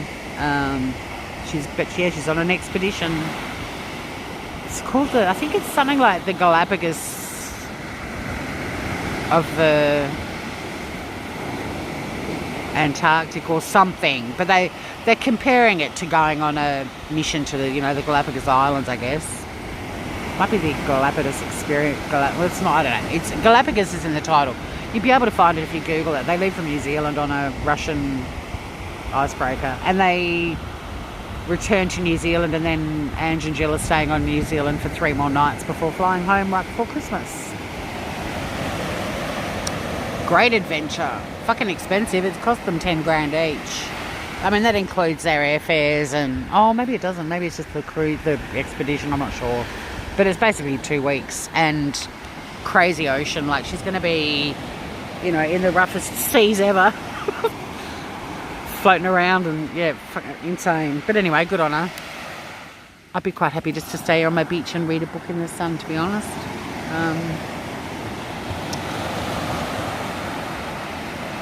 So I probably should end this, because I think I've been live for a really long time. An hour and Please tell me I haven't been live for 2 hours. An hour and a half, is it?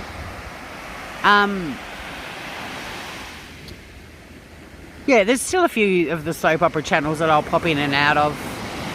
Because, you know, they are like your character. They are like characters in a soapy, and you don't necessarily like every character in the soapy. After Lou, I just wanted to say, you know, we're all invested. We all chatter away. I think there's some channels have got really good chat going on. Others not so good. Others, the content or lack of is even worse. Thank God for Wendy V and her. Oh, did anyone comment on Wendy V? Is anyone watching her shit? I think the wildlife's going to be incredible. More than your annual income, Tanny. Yeah, well, it was mine when I gave up law to become a comedian. I think I earned $9,000 in my first year. I never got much beyond that, really. I mean, I got enough to survive. She sold her car to be able to do this, so like it's a once in a lifetime opportunity. So she scrimped and saved and made it happen. So good on her. Well, actually, they also sold a business that they bought after my dad died, and agreed to use that money to be able to catch up because Tim's away for 12 months. So they didn't sell the laundromat for much. Laundromats aren't worth much. Don't buy one. They're a lot of work with little return. What a great life, Tori. Thank you, Tanny. Oh, thanks, Serenity B. Thanks for joining. I think everyone might be on the way out now. There's only 4 of you left. Not only. Thanks again, too, to anyone who watches the replay of this. And I really don't think many people will, but I read a pro tip today on one of the emails. I never pay attention to pro tips, but I think I tried to set up a live on StreamYards earlier, and I had a pro tip, which was make sure you acknowledge the people that are watching the replay, that aren't watching the live. So if anyone is still with us who's watching the replay and you've made it this far, well done. Thank you. Thank you for watching the replay. Give me a thumbs up, motherfuckers. Give me a thumbs up.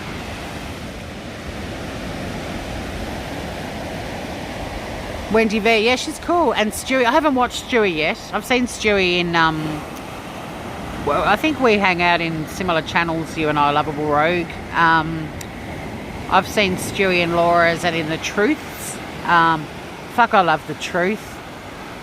She makes me laugh every single time I watch her or listen to her. Like I said, I do spend more time listening, really, because I like to do other shit. I can't, like, you guys, or not for you, I guess, Lovable, or maybe your evenings are more close to the American ones, but like they're live at night, so it makes sense you'd be sitting at home watching it like telly. But for us Australians, you know, if it's during the day like this weather, I can't be sitting at my computer inside. I quite often listen when I'm walking on the beach. I don't chat as much as I used to because of what happened to me at the start of the year. I found a lot of chats that I went into for quite a long time, I'd be targeted by former friends who dumped me over one decision I made, which I don't regret. I still think it's sad though, just how I'd spent, you know, a good 4 months getting to know these people and felt really attached to them and close to them, and then it was just like, you're dumped. Okay, thanks for that. But I love The Truth. She is a fucking hoot. She makes me feel good every time I listen to her, even if she's whinging about Brian St. John, who I really don't give a fuck about either way. There's just turns of phrase that she uses and little comments that she makes. I'm trying to, there was a really good one that because like, she often rolls on, like my YouTube autoplay thing is switched on, which I love because I just end up hearing all this weird shit. But she often is one of the first people that comes on, like whatever I've chosen to start watching, when that finishes. And this morning, after Wendy V, watching that weird woman, Trish, I think her name was. I don't know who she is, but whoa, loco. But then The Truth came on, so I left her on because I was pottering around on the deck doing some gardening and shit and chatting away to Biscuit. And a troll came into her live, into her chat, and she was addressing... Oh, hi, puppy. So this dog just follow. Hi. How you doing? Yeah, good. Hey. Hey, Tara. I'm live on YouTube. So I was chatting away and I didn't mix. I was like, hey, Tara. No, it's gorgeous. I like that she gave me a friendly smooch.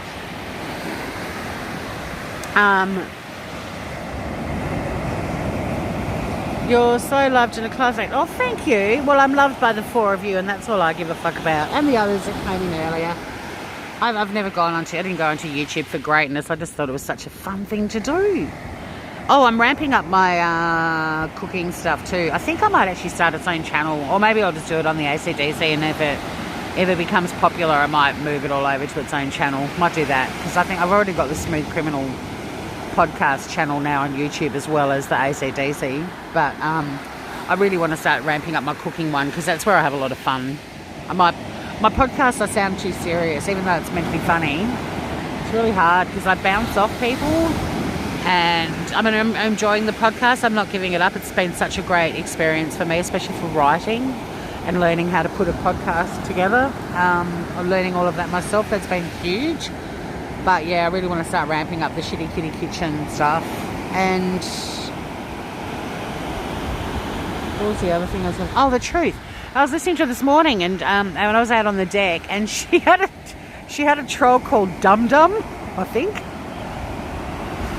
And she was chatting to this person called Dum Dum and said, I think we're on the same wavelength, Dum Dum. And then she goes, oh my God, I can't believe I'm actually saying that with that stupid name, or something like that. I don't know what it was, but something like that. And there's just something about her that just absolutely cracks me up. I think she's one of the really good people on there. And again, I mean, I guess she's in that camp of, she's on one side, but I like to spread myself around. But I really can't be fucked with the ones that are just bitching 24/7. I can't. I want to be entertained, and I want to laugh. And I mean, I like watching Makeup Mobster, because I think she's pretty fucking reasonable about a lot of shit, you know. She's pretty switched on. Tanny, you should have a cooking channel. It'll be fucking hilarious. And you're right, Lovable Rogue. We have all got these beautiful connections, and and we can all, it's like, I look at YouTube a bit. I used to look at it at the true crime community as a dive bar, and I was like, we all need to get the fuck out of there, and we all have, But let's picture it this way. We're at a music festival, because I go to a lot of music festivals. So let's go to a really big one. Let's go to Glastonbury, where there's like 10 stages, and we all take buses out there together. So we all jump on these buses. We're all buddies. We've all met online. We've all met in the YouTube community. We've all, been brought together for numerous reasons, mainly Chris Watts and other crime stuff. And we get to the music festival, and there's 10 stages. We're not all going to go to the same stage and watch the same band. We're all going to go wherever the fuck we want, right? Like, I'll go and watch Pearl Jam while Tanny goes and watches Leo Sayer. or Lovable Rogue is fucking jamming with, I don't know, Elton John. Like, I mean, they're stupid ones. I was doing that to be silly. But you know what I mean? Like, and then we'll all have, like, what we call the Lost Children section, and we'll all just reconvene there and hang out and catch up and have a drink, have a meal, and then we'll all head off again. And Lovable Rogue and I might go off together to watch the Foo Fighters while Tanny grabs Save Robbie and they go and watch the Pet Shop Boys. I mean, you know what I mean? Like, we're not all going to go and watch the same shit. And that's what makes us interesting, because when we do all meet up in the Lost Children section, we've all got stories to tell. So go forth and multiply. Go wherever you want. Do whatever you want. Everyone's got their thing. I like people who make me laugh because of how they speak, or the things they say, or things I've got to know about them, or the people in chat that I've got friendships with. Like, sometimes I'm kind of even oblivious what their life is about. I'm just fucking having fun catching up with people in chat. But I do have an alt account that I use, because I do have a current one as well, because I don't want to be in chat and have someone giving me shit. I just want to go there to have fun. Leo Sayer. We are and become whom we are. So yeah, I agree. We are the company we keep. Choose wisely is what I live by. Well, that's true. Although, I mean, that's why I use an alt account to go into some feisty channels where I don't really want my name to be. I don't want to be connected. Because then if I go into some other channel, suddenly in chat, I'm being berated by other people that I used to like, going, you were in so-and-so's chat. It's like, what the fuck? And I shouldn't have to defend myself. So it's easier if I do feel like chatting. Sometimes I just go in as my alt account and nobody knows it's me, and I can have fun in the chat with the people that I love, and I'm not being targeted. And I never did anything shitty. I didn't crack an Oni. I didn't do a fucking Mandy Bell. I didn't do who's another villain? Molly? Like, Jay? I mean, all of them have all done probably, I don't know. I can't even. They're not even villains. That's the other thing. I mean, they're human beings that are flawed like the rest of us.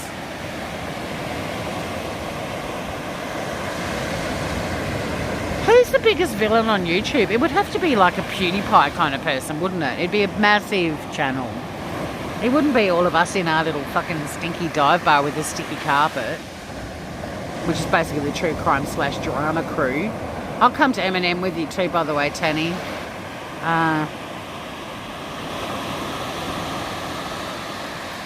Yeah, who would be the biggest villain on YouTube? One of the mega channels. Who's the guy that I've watched? Bridget, Shane Dawson. Bridget and I have been not recently, but we've watched a bit of him. I really like him, but I think he's had a lot of YouTube controversy. I mean, we're talking serious shit, not here's a screenshot of you saying you did this on such and such a day. You liar! You liar! How come everyone's always a fucking liar? Like, I'm so vague. I forget shit so easily. Like, if I went live and said, I don't remember telling the guys I had a new sun hat, half of YouTube would be going, you're a fucking liar. You did. You said you've got a new sun hat. And I was like, I just forgot. Does anyone ever feel that way when they watch some lives? It's like, why go straight to liar? Why can't you give people some room for possibly forgetting or for fucking up or for not thinking it was a big deal when someone else, you know what I mean? You're a fucking liar. You don't remember something you said on YouTube 20 months ago. Oh my God.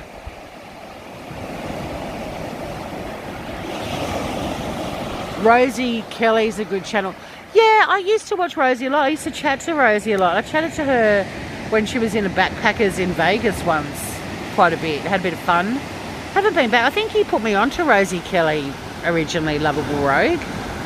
I'm still subbed to her, but you haven't watched her for ages.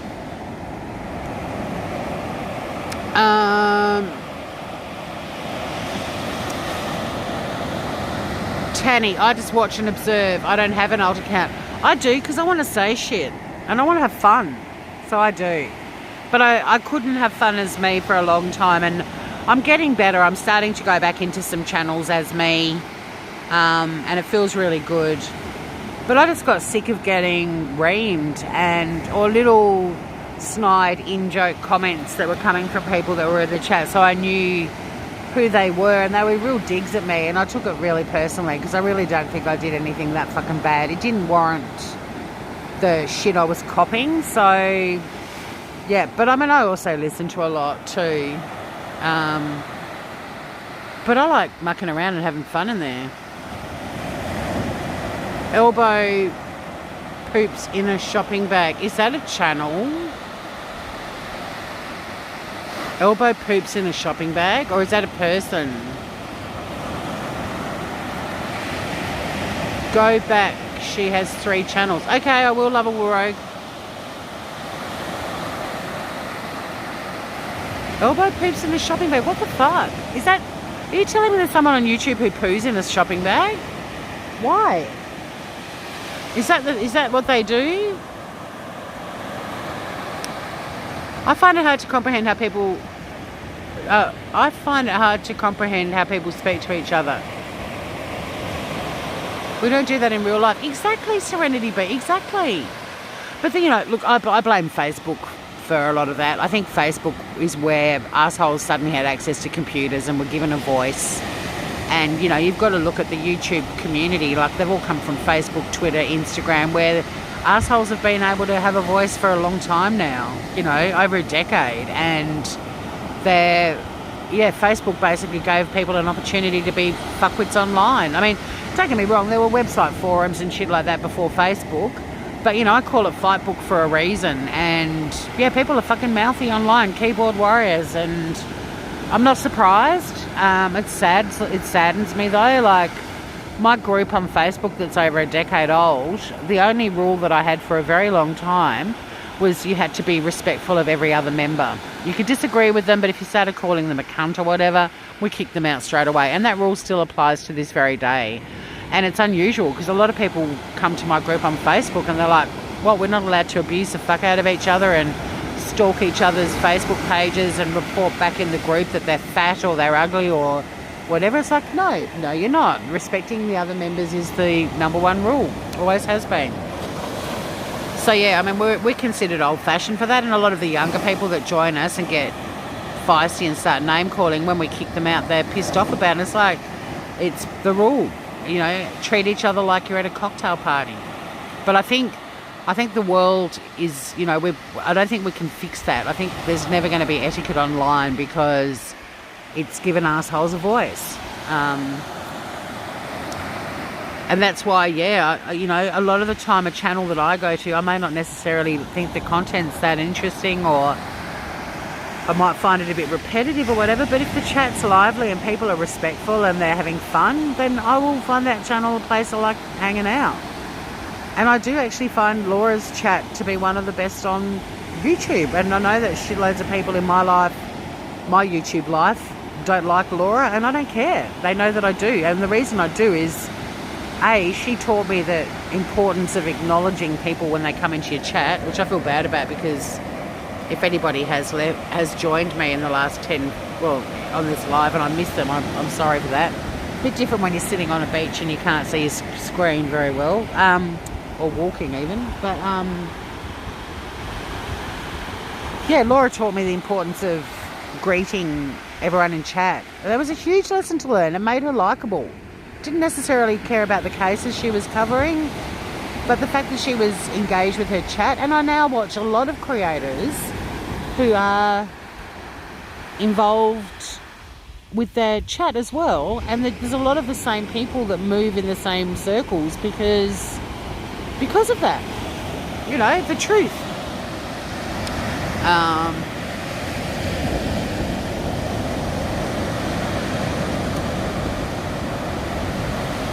Tanny, I just hate when something bad happens. My name was involved, but I was only a sub or a mod. Yeah, but that's the thing, Tanny. You can't be vocal. And I think it's going to rain. Look at this. I'm going to probably go in a minute. What time is it too? Like, I'm getting hungry. Oh, it's 1 o'clock. Yeah, all right. I need some lunch. The thing is, Tanny, though, there's no.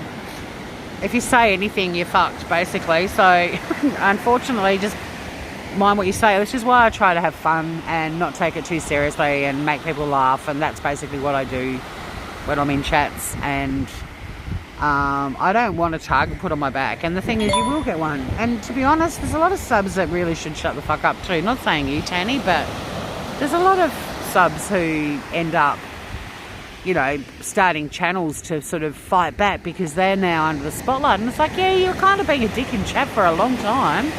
Someone was going to say something about you eventually. His channel is Elvis Travels. Is that the guy that, that's the guy that, no, I said hi to Spacey. I did say hi to Spacey. And Spacey and I were chatting on Messenger. She sent me a lovely message about Lou. So we've been chatting. It's cool. Elbow, is he the guy that wogs? Hey, any Aussies, how bad is it, wogs? Like the name wogs or wog. Like, that's such a racist term in Australia. It's like it's a racist term for Italian and Greeks.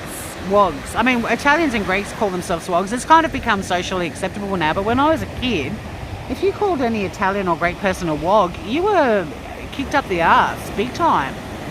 Like I hate using saying the N word, but I have to because Americans watch YouTube channels. I think the N word, saying the N word is as offensive as saying the word. And even though he had a fall from grace, Louis C.K. did a great routine on that, and I agree with him 100%. You know, so the white people finding a loophole, a way to get around actually saying the word nigger. There, I said it, but I need to for effect. But saying the N word is just as bad, because as soon as you say that, the person listening says nigger in their own head, right? But WOG was on a par with that word. And whenever people talk about WOG or WOGs, I'm like, I don't know, but we would have got an ass whooping for using that word when we were kids, and I still wouldn't use it. And I've got friends who are WOGs, who call themselves WOGs.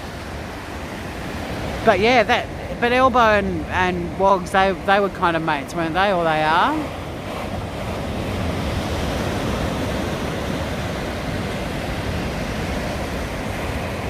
You don't have to be rude though, Tanny, that's the thing. Like, it's just, if you express an opinion about something and somebody disagrees with what you're saying, that you're going to be outed. I mean, that's just the reality. You don't have to be rude. You don't have to be... I know the incident you're talking about. Well, there was an incident that you were trying to help, but at the end of the day, it's plain text, and people read it in their own way. Depending on their mood, they decide the tone of what you're writing. There may be even bizarrely, you know, even though Americans and Australians both technically speak forms of English, quite often things get lost in translation as well.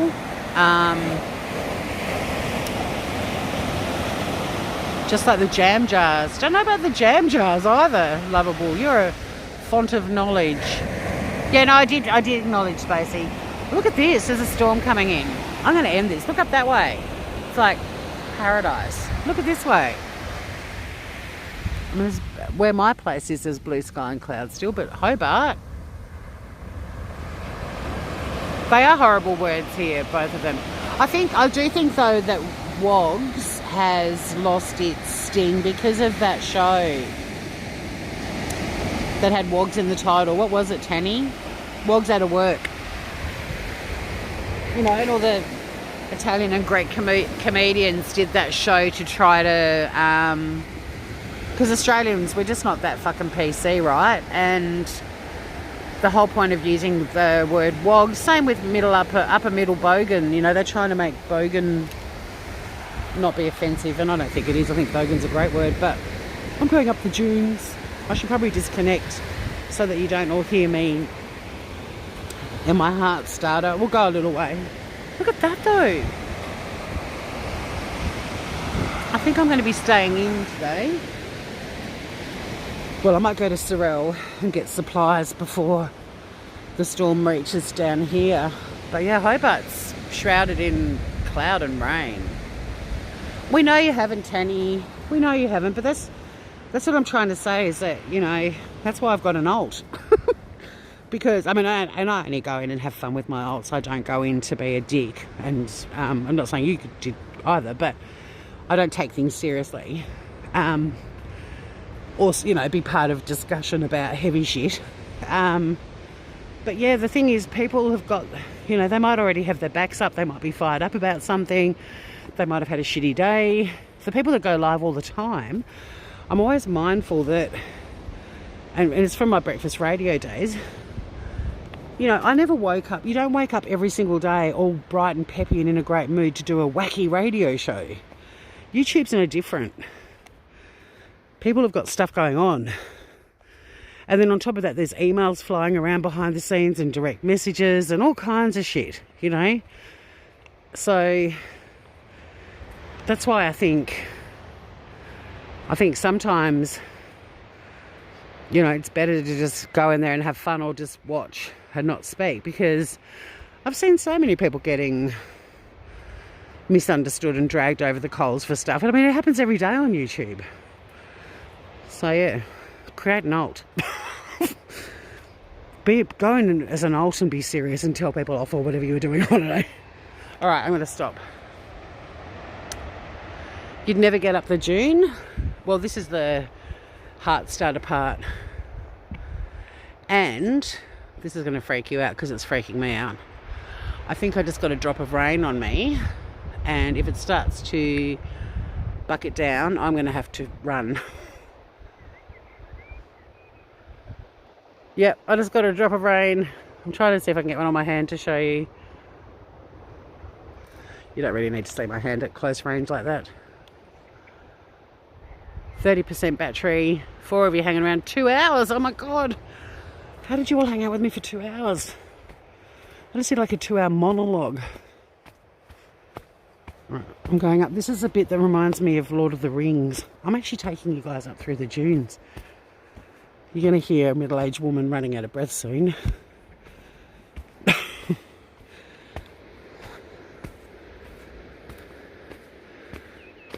Try and stay neutral. Yeah, lovable rogue. That's it, because I mean, they're invested in their drama. I'm interested to watch it, but I'm not going to add to it. Not saying you did, Tanny, but shitloads of people do. Like, I like watching it. I like the train wreck stuff. Love the company, exactly. No matter breath. This is where I stop and admire the view and catch my fucking breath. Look at it though. Like Hobart and the mountain have vanished. It's pretty beautiful though, isn't it? Surf carnival's still going down there. Okay, I'm going to keep walking up to the street. I'm definitely not taking you up my hill. But thanks for joining me, Groovers. And I might go live tomorrow morning if I can finish this book. Since it looks like we're going to have a rainy afternoon, I'm going to make some lunch and head to the nearby town to get some supplies. And then I might spend the afternoon watching Biscuit plot my murder, and look at that view to end on. Thanks for hanging out with me for so long, guys. There's probably heaps of other shit on YouTube that was way more interesting than this, but it was fun to have you with me, and stay groovy. We'll talk soon. It's really starting to rain now, so I'm going to sprint up the hill. No, I'm not. I'm going to walk up the hill. It's just water, isn't it? Love you guys. See you soon.